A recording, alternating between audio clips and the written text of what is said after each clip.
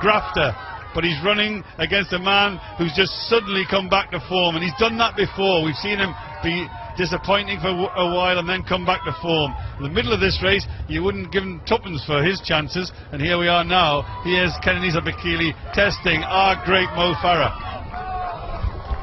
Every time he looks behind, Mo Farah seems to fight again, and Mo is fighting really, really hard. I thought Mo was working hard a couple of miles back. You could just tell by his facial expression. And this is Mo Farah under real pressure here, having to try to grit his teeth, trying to find something, because Bekele's not letting up. That gap, if anything's getting bigger, it's about 5 seconds at the moment, and Bekele looks strong, he looks confident, he looks quick as well. And unless Mo can turn around the momentum here, which is all going towards Bekele, he's going to run out of time, he's going to run out of space, and he's going to run out of speed. Well, the greatest cross-country runner of all time, the great track man of many, many years ago, the world record holder for 5,000 and 10,000 metres, onto this performance. He's telling everybody, I'm going to be as good on the roads as I was on the track. He wants to be, he's so determined to be. He's built his own running track so that he can get his training done, and Mo Farah is on his way. Well, one thing Mo will be getting is the most support down this closing straight, and he just needs to keep focused on Kenenisa here. He's giving the odd glance over his shoulder, which I don't know is a sign of weakness or a sign of, have you got any more? Because I've still got a little bit more left if you have. And we'll see that as we get in. I don't think that gap is closing any. All of a sudden, a different cadence from Mo Farah, though. I think Paula was right, but just as she said that, Mo Farah changing gear. Is this over? Is it finished?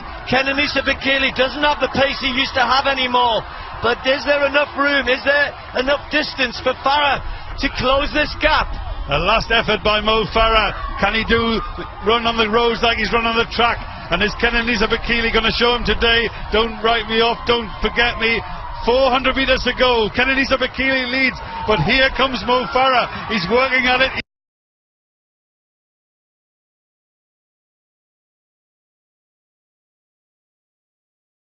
He's running like... He's made a huge effort to try to get back to the Ethiopian, and the crowd know it. They're cheering him on. They've seen him do it on the track. Is he going to do it on the roads here? 200 metres to go. Bekele leads it. Farah on the charge. A great duel here between two great champions. Bekele gritting his teeth, but Farah is coming. It's relentless from Farah. He wants to win this. He's digging deep. Bekele goes again, but Farah fighting hard. The two of them now, almost side by side. He's got to make one more effort to try and get there, but Bekele's going to hold him off. Kenenisa Bekele, a great race and a great win from a great champion. The Bupa Great North Run goes to Bekele.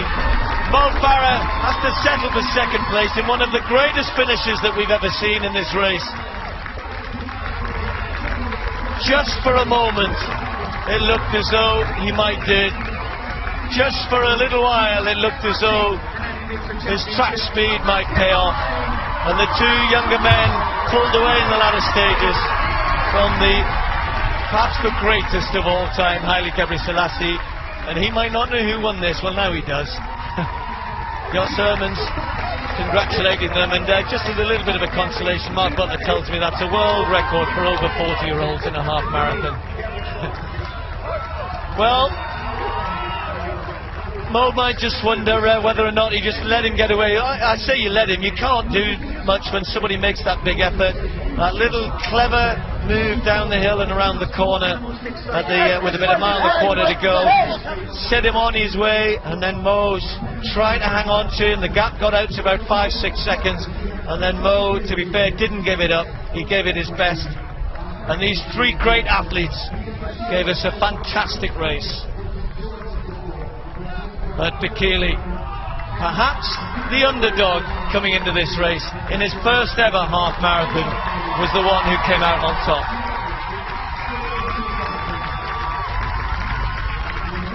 In fourth place, Arata Fujiwara from Japan.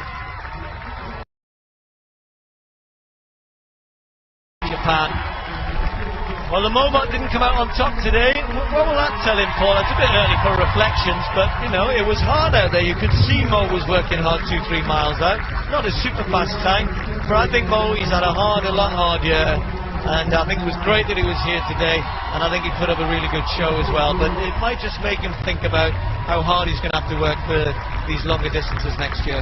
Yeah, I think it's going to give him a little bit of fire as he heads into his winter training, because he doesn't like to lose, he doesn't like to get beaten, and you could see that by just how much he threw into it in that closing 400 metres to close that gap. And I think the other thing he learned is that you need to study the course a little bit beforehand, because maybe I don't think he realised how narrow the straight is here, and Kenenisa wasn't being nice either. He was swerving and blocking him a little bit there, and he didn't really have the margin to move wide and to come around on the outside of Bekele, and I think he struggled for that. He needs to learn how to relax and run downhill as well, because I think that race today was won on that downhill section, and Kenenisa just been able to let his body flow and then gain the momentum off that and use it to get a little bit of a gap coming into the seafront.